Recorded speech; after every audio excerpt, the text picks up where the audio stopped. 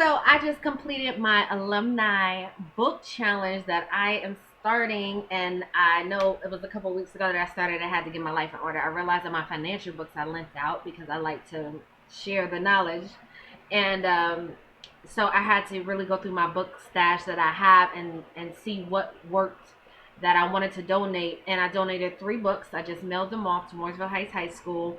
These are books that I feel have definitely affected my life for the positive. I don't want this to be something that you feel like you have to just donate books of different kinds. The one thing that really saddens me is I keep hearing, those kids don't read. I understand we have a problem as a nation in a whole of not taking education seriously. I get it. Maybe we need to send them a book of the NFL athlete that wish he would have went to college, or a kid in a small desolate country that was happy to go walk to school with no shoes on their feet and are now multimillionaires because that's what seems to spark interest of kids.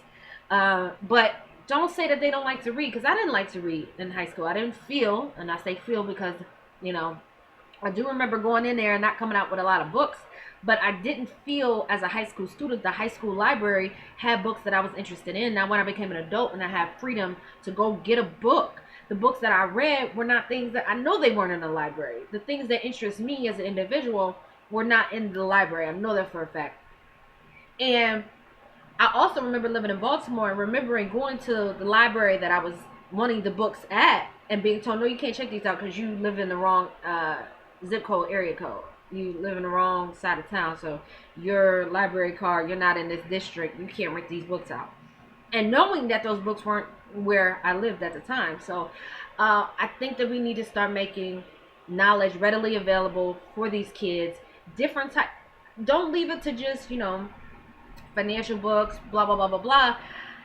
I remember a lot of the girls in our school when I was in school, and I graduated in 2001, they were reading the coldest winter ever. And we can argue that this is not the type of book that we should be letting kids read in high school. But I'm going to challenge that and say, you don't know who is going to get such a kick out of reading a book and being taken on a journey and decide that they want to be the next Sister Soldier, who is, a full-time author, who, be the next Maya Angelou, be the next Sandra. I'm sorry, I still have pregnancy brain.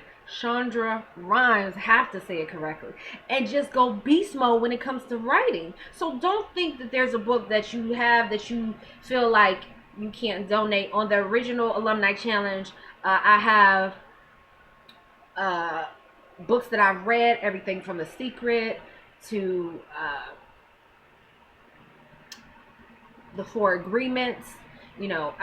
I've read a lot of different books, and I love to just give them away. Girl Boss was a dope one that I read. So the 3 books that I read, 2 of them were by female authors. So let's not put a cap on our kids and think that, oh, they don't read, so they're not going to read this, so I'm not going to participate.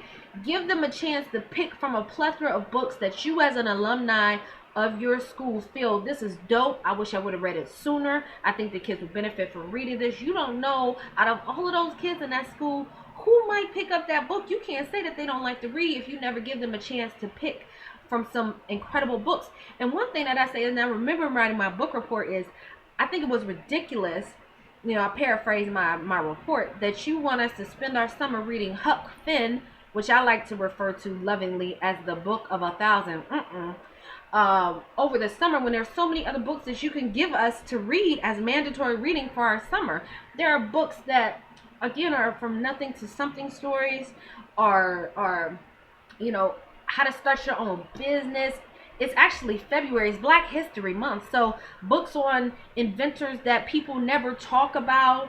We could be giving our kids some options and then letting them decide, yeah, I'm reading this book, it had a dope title with something I'm interested in. Or maybe this book about things I didn't know I was interested in. Travel books, getting outside of the country, learning how other people live, other cultures live.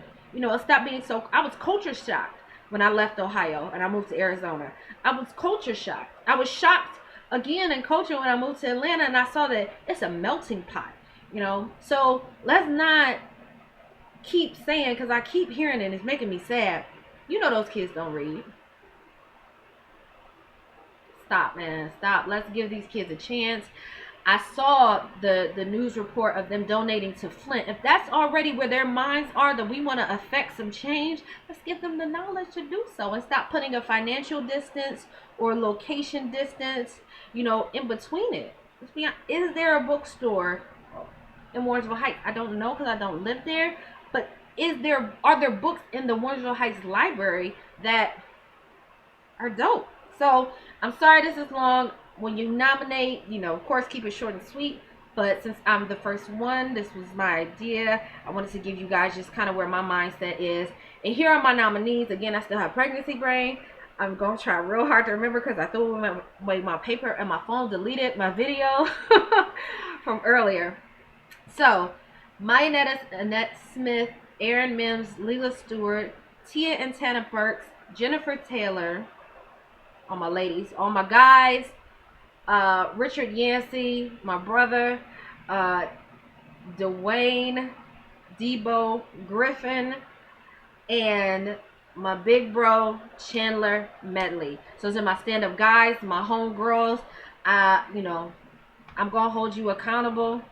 And I think that, you all have shown a light to see that, the world is a big, wide place, that getting and seeking knowledge is a wonderful, beautiful thing. And, I hope that your network is as humble and dedicated and proud to be a tiger as I am. And this is an alumni book challenge. This is any school, any place, anytime. If you feel like there's a book that changed your life, spark the interest, open your mind up, donate it. And I really hope that the school, takes this on and allows the kids a plethora of different kind of books recommended by the alumni that are stamped, sealed, and delivered. I'm in Atlanta. I mail mine in. No excuses, y'all. The world's too small now. No excuses. So, go Tigers. Let's get it done. Alumni Book Challenge 2016.